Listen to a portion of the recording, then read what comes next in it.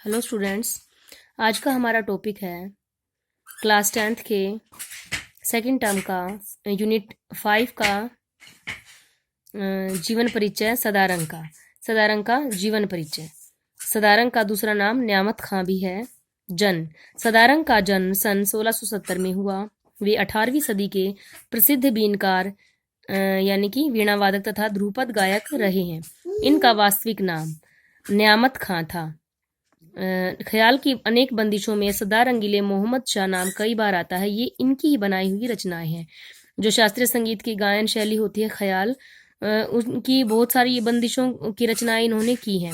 सदारंग ने, न्यामत खां जी ने बहुत सारी बंदिशों की रचनाएं की हैं और उनमें इन्होंने अपने नाम के साथ एक छाप छोड़ दी है, जिसमें उन बंदिशों में इनका नाम सदार रंगीले मोहम्मद शाह इन्होंने ऐड किया है। ये इनकी ही बनाई हुई रचनाएं हैं। ये अपनी बनाई हुई रचनाओं में अपने आश्रयदाता बादशाह मोहम्मद शाह रंगीले को खुश करने के लिए उनका नाम जोड़ देते थे। अर्थात ये जो अपनी रचनाएं बनाते थे, जो ये ख्यालों की रचना करते थे, तो इनके आश्रयदाता यानी कि जिन उस समय के जो राजा थे, जिनके दरबार में ये रहते थे, मीन्स आश्रयदाता, इनके जो राजा थे, कौन थे उस समय के? मोहम्मद शाह रंगीला, जो उस समय के बादशाह थे। उनको खुश करने के लिए उनका नाम भी ये साथ में जोड़ देते थे, सरदार रंगीले यानी रंगीला, और ये यहाँ पे रंगीले मोहम्मद शाह रंगीले, यानी कि उनके नाम को भी ये उनको खुश करने के लिए ख्यालों में उनके नाम को भी जोड़ देते थे। माना जाता है कि तानसेन की पुत्री के वंश में ये 10वीं पीढ़ी के व्यक्ति थे। इनके पिता का नाम लाल खां सानी, ज्ञानी नहीं है, यहाँ पर सानी आएगा, सानी, तथा बाबा का नाम खुशाल खां था। बाबा का नाम खुशाल खां था। ये नौबत खां के वंशज थे। शिक्षा, ये मूल रूप से ग्वालियर के थे। ये मुख्यतः ध्रुपद गायक व बीनकार थे। ये खानदानी बीनकार थे, यानी इनके पूरे परिवार में, खानदान में ही बीन बजाने का कार्य किया जाता था, इसलिए ये खानदानी बीनकार थे। संगीत की शिक्षा इन्होंने अपने परिवार के लोगों से ही प्राप्त की थी। पूरा जो इनके परिवार का माहौल था वो पूरा संगीतमय था, तो इन्होंने अपने परिवार के लोगों से ही संगीत की शिक्षा प्राप्त की थी।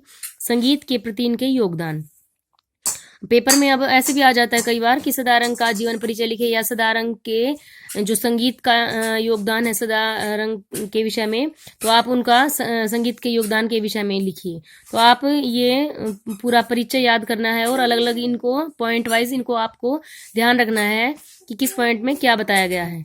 सदारंग के मुख्यतः बीनकार तथा ख्याल रचयिता के रूप में सदारंग को याद किया जाता है। सदारंग को मुख्यतः बीनकार तथा ख्याल रचयिता के रूप में याद किया जाता है।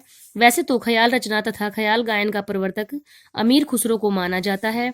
इसके बाद हुसैन शर्की, चांद खां, सूरज खां इत्यादि ने भी ख्याल रचना में उल्लेखनीय कार्य किया, किंतु ख्याल गायन अधिक लोकप्रिय न हो सका। न्यामत खां ने अपनी रचनाओं में अपना उपनाम सदार रंगीले के साथ बादशाह का नाम भी डालने लगे। इन्हें सुनकर बादशाह बड़े प्रभावित हुए। न्यामत खां ने सैकड़ों ख्याल बंदिशों की रचना की तथा अपने शिष्यों को सिखाई। सदारंग अपने ये ख्याल महफिलों में नहीं गाते थे, वे खुद ध्रुपद ही गाते थे, किंतु इनकी बनाई हुई ये रचनाएं समाज में बहुत लोकप्रिय हुई। अतः सदारंग के कारण ख्याल गायकी का बहुत प्रचार व प्रसार हुआ। इन्होंने पंजाबी, ब्रज, अरबी, फारसी तथा राजस्थानी भाषाओं में अनेक गीतों की रचना की। सदारंग के ख्यालों में श्रृंगार रस की अधिकता है। इसके साथ ही बादशाह की प्रशंसा भी इनके ख्यालों में बहुत मिलती है कि उस समय जो मोहम्मद शाह रंगीले जी के दरबार में ये थे, तो इनके ख्यालों में बादशाह की भी प्रशंसा इन्होंने की है। उसके बाद है निधन। सदारंग का निधन 1748 में हुआ। लगभग इसी समय इनके आश्रयदाता बादशाह मोहम्मद शाह का भी पतन हो गया। अतः इनके शिष्य आसपास की अनेक रियासतों में आश्रय की तलाश में चले गए। तो ये था आपका 10th क्लास का सेकंड टर्म का 5th यूनिट का टॉपिक, सदारंग जी का जीवन परिचय।